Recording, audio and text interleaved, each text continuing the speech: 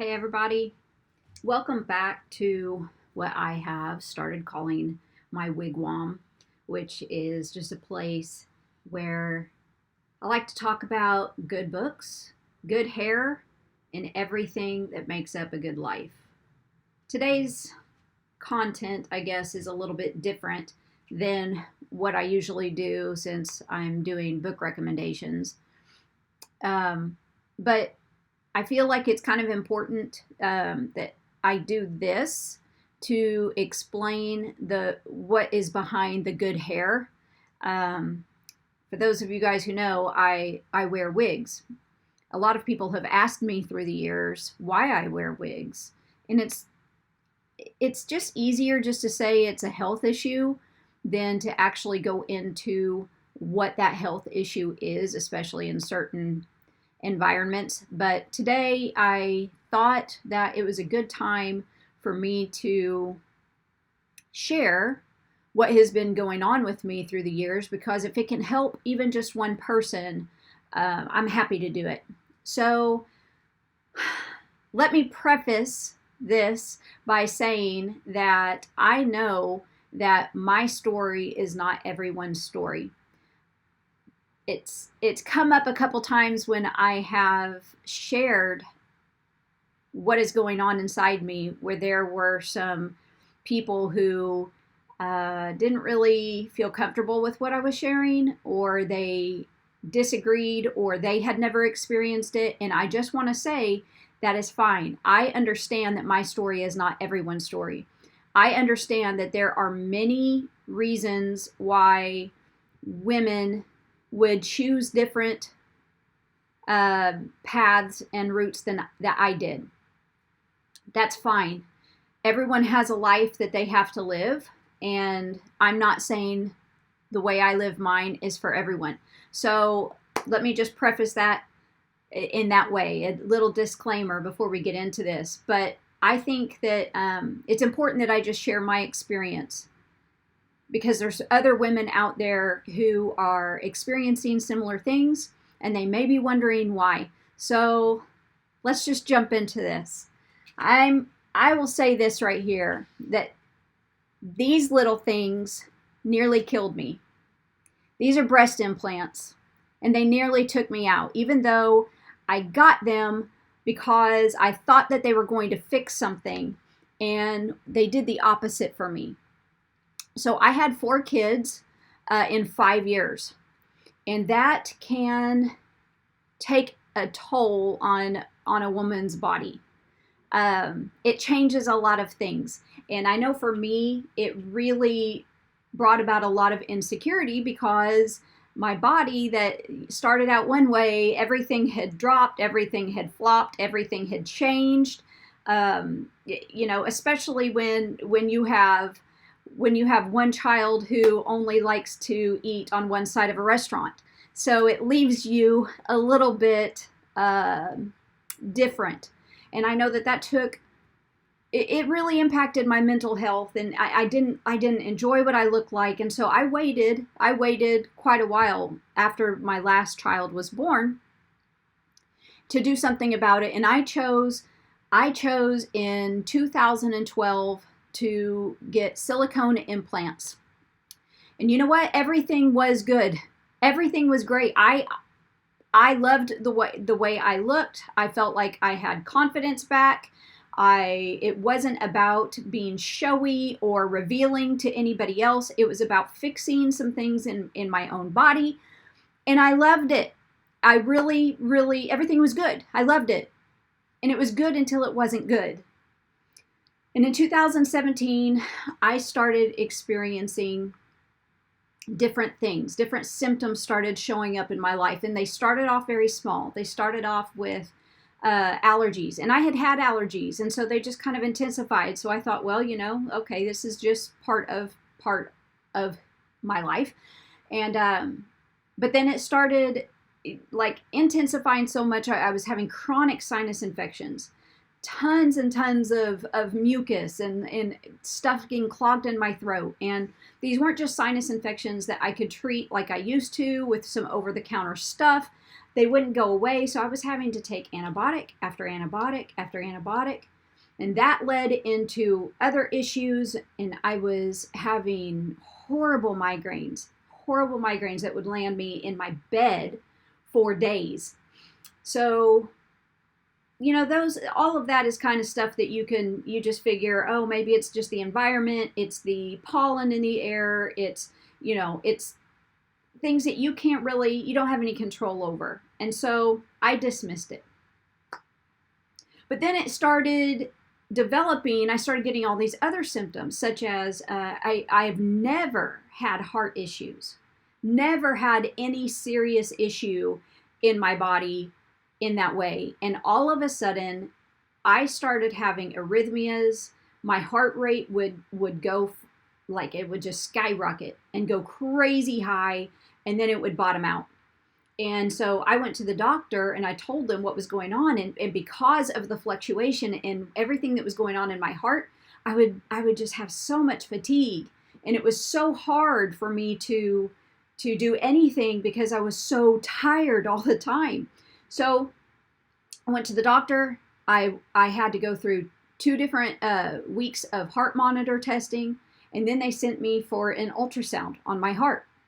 And it was during that appointment, I was laying on the table waiting for the technician to come in and do the heart ultrasound. And I had been in there waiting for a long time, 15, 20 minutes, just laying on this table, not doing anything, not exerting my energy, doing nothing. And the tech came in and started the procedure. And he asked me if I was feeling okay. And I said, yes. Why? And he said, because your resting heart rate is through the roof. And I'm like, this is how I feel all the time. And so I began to ask him, is that why I feel the way I feel? And he said, yeah, your heart is working overtime. So it was things like that were not normal. And then I would have blood pressure issues. I had horrible vertigo all the time. It was not uncommon for me to pass out. I would just pass out. Doing simple things, getting up and walking from one room to the other. I would be so lightheaded, I had to sit down for a second. It was just crazy. Not to mention constant body aches, constant brain fog. Couldn't even think of the simplest words. Couldn't remember where I was in the middle of giving a presentation. I had no idea what I had said, what I was doing. It was just really bad. And I remember telling my husband at one point, I remember telling him, John, I feel like for every month I live, I am aging 10 years. It was absolutely nuts. And I got to the place where I felt like I was dying. So I had tried everything. At this point, I had tried everything. I remember we had changed mattresses either once or twice, because I would go to bed at night and I would wake up and not be able to turn my neck. My shoulders and my neck would be completely locked up, and I would have to go every week. I would be going to the chiropractor, and it would only last for like 2 days, 3 days. And so we thought that it was our mattresses. So we tried switching mattresses. During this time, we took a trip to Romania, and it was supposed to be like a bucket list trip. Something that was going to be so amazing. And I remember being so sick on that trip because I couldn't move. I was just so sick. I remember very little of that trip, and it makes me so sad. But I was horribly ill. And I feel like looking back and remembering that season of my life, I was slowly dying. The inflammation in my body was outrageous. My eyes, the whites of my eyes were no longer white. They were yellow and red nonstop. It was really, really bad. And I was so frustrated because I went to doctor after doctor after doctor. They did test after test. They did blood work. I spent who knows how much money looking for an answer. And the doctors would come back and they would say all the same things. They would say, you just need to de-stress your life. Obviously, your life is stressful. Or they would tell me that I was depressed, or they would tell me that this was a natural progression of aging. At this point in my life, I think I was 38 years old or 39, and they're trying to tell me that this is what all people at 38 and 39 should feel like, because this was a natural part of aging. And I could not accept that. I could not accept that. I didn't believe that. And what is crazy to me is it came to the place where I started losing all of my hair. My hair started falling out in clumps. And I remember going to a doctor one day, and I was wearing a hat, and I went in to the examination room, told him everything that I had told every other doctor, all of these crazy symptoms. And they began to tell me that this was just the natural part of aging. And I took my hat off to show them the bald patches on my head, that I was so embarrassed to show anybody else. But the hair, I could just barely touch my head, and the hair would just fall out in clumps. The hair would just, I could hand it to the doctor. And it was at that point that the doctor gave me a little bit more attention in that examination room. It was at that point that they were like, oh, because I asked, this is a normal part of aging in your 30s? But even with all of the symptoms, even with all of this stuff that I was sharing with the doctors and my frustrations and me crying, saying there has to be something, you have to look further. Even with them having my medical history on paper right in front of them showing that I had breast implants implanted in 2012, no one ever connected the dots, that there could be any connection to this, including me. So one day, out of complete frustration, because I went to bed feeling fine. I woke up in the middle of the night and my face was on fire. It felt like it was burning. I went to the bathroom. I turned on the light, and it looked like in a couple hours' time, I had been sunburned on my face. I could grab the skin and I could peel it off just like this. Within hours, my face did this. And I was so angry, and I was so frustrated, and I was so tired of feeling sick. I closed my eyes. Now, I'm a person of faith, and I just said, God, doctors may not know what's wrong with me. They may not be able to tell me, but you made me. You know what's wrong, so I need you to tell me, because this is not how I plan to live the rest of my life. I just can't do this. I can't do this anymore. And whether you believe me or not, all of a sudden, with my eyes closed, I see a word in my head, and it looks like it's outlined in neon, and it's flashing, and it says implants. Now, at this point in my life, I had never heard of breast implant illness. I had no idea that breast implants could do something negative in your body. No doctor had ever told me that. I was not told that at the plastic surgeon's office who put the implants in. I was not warned that they did say something about if an implant ruptured and leaked inside you, that could have a negative consequence. But nobody ever said anything about intact breast implants being able to affect your body negatively. No one ever said it. So when that word flashed in my head, I was like, what in the world does that even mean? So the rest of my household was asleep. I went and grabbed my phone. I went to my couch and I sat down and I started putting into Google every symptom I had and the words breast implants to see if there was any correlation to any of those things. So sinus infections, breast implants, joint pain, breast implants, hair loss, breast implants. Every single symptom I had came up linked to something called breast implant illness that I had never heard of. It also led me to an online Facebook group that had 40,000 members at that time. And I joined that Facebook group, and I spent hours that morning until everybody woke up in my house, plus hours that day in that Facebook group, reading the stories of 40,000 women, and their stories sounded just like mine, down to hair loss, down to even some of the strangest symptoms, all leading to autoimmune diseases. I couldn't believe it. I could not believe that somebody had the same story as me. Now, did that affect me? Did that make me change my mind about my implants right away?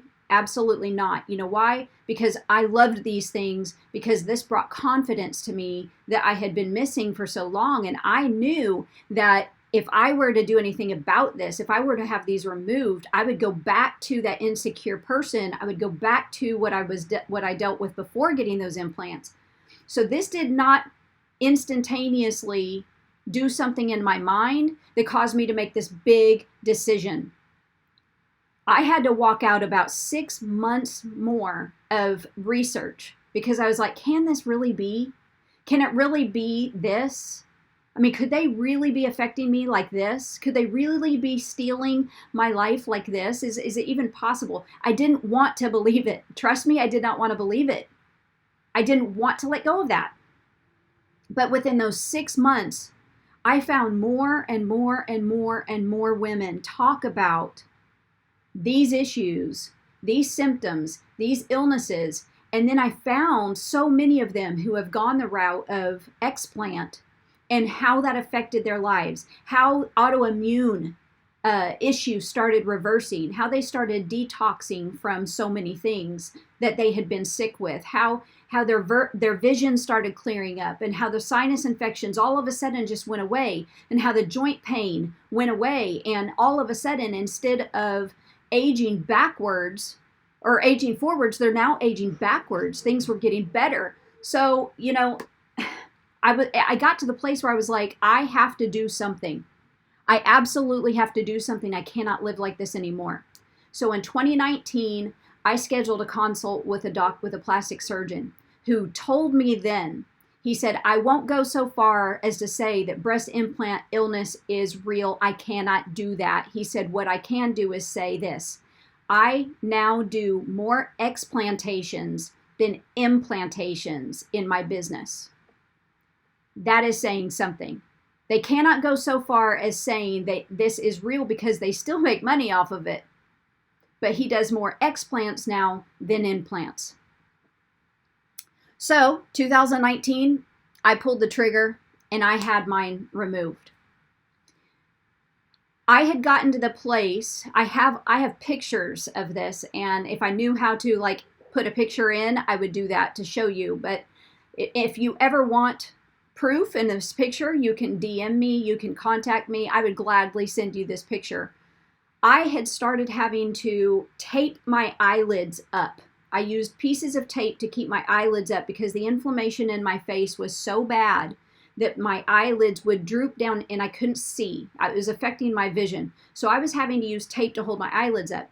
The 1 or 2 days before my surgery, I took a picture of my face showing the inflammation and my eyelids, and you can see the tape there. You can see how bad the inflammation was. 2 days after my surgery, my husband walks into the room where I am resting and trying to recuperate, and he couldn't believe the difference in my eyes. Not only was the puffiness gone, but the whites of my eyes were back to vibrant white, where in the picture 2 days before, you can see they were yellow and red. It was that fast that my body, after taking these out of my body, foreign objects that I put in, that fast, taking those out, my body started getting back to being healthy again, started the detoxing process. Now, I am 6 years post-op now, and I am still detoxing, because detox is not instantaneous. When you choose to go a healthy way, when you choose to make some big changes in your life, your body doesn't automatically say, oh, okay, and you're back to you're being the most healthiest version of yourself. It is a process that you have to walk out, and that is what I am walking out. But I can tell you this, I am healthier now than I think I have been in just years. I feel better. My body no longer aches all the time. My hair is growing back. It is a very slow process. It is growing back, but it is now free to grow in a healthy way. My migraines, I do not have migraines like I used to have, which were literally weekly. I had weekly migraines. If I have them, it is maybe one a month. It is being spread out so much further now. I am better emotionally. I am better mentally. I am better spiritually. It's It's just amazing what happens when you choose to walk in this healthy way. So I just want to say, I want to share my story. This is the answer to so many of you guys who have asked me why I wear wigs. This is the answer. I introduced something into my body that also opened a door for some autoimmune issues. But I want you to know at this point after my last blood work, my autoimmune markers are nearly gone. The showing everything that had been in my body before, it's all nearly gone, which is wonderful. It's just amazing. It's amazing what is reversed in my body. So I want to put this out there and let anybody know, if my story can help you, if you find yourself relating to anything that I am sharing, if you want somebody to talk to, if you want to ask some questions to somebody who has been down this road, let me know. Contact me. I would love to share with you pieces of my story. I would love to answer any questions. Since my surgery in 2019, I have had the awesome opportunity to walk alongside 12 women who heard my story, who related to my story, who have chosen to have their implants taken out, and who are now walking forward into a healthy lifestyle, and they are healing. So again, healing is a process. Detoxing is a process. It is not instantaneous, but you do heal from this. So I just also want to remind you that you cannot outsource your happiness. You cannot outsource your identity. You cannot outsource your confidence. All of that comes from within you. All of that is already inside. So you cannot add something to you expecting to get those things. It's all found right here. It's found inside. So when you go on this pursuit of adding something to make you confident, it's really not the real you that is confident. The real you is here. And I promise it's enough. It is enough. God made a beautiful person when he made you. And everything you need is right there. So if my story can help any of you, I'm so happy to share it.